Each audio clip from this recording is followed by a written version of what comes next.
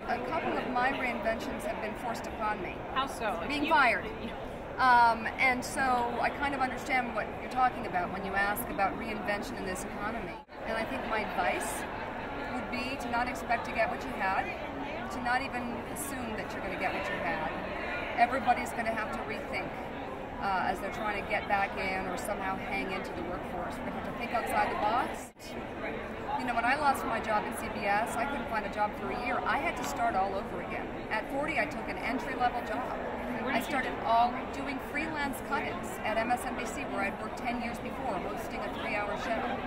It was a complete step back, but that was the only way to go. That was the only way I was going to get back in, because right now the industry is changing so much, the economy is so bad, that there aren't a lot of jobs. So you have to take what you get.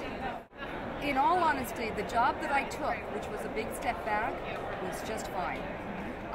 It really worked for my family and for my kids, and things happen when you're not looking for them.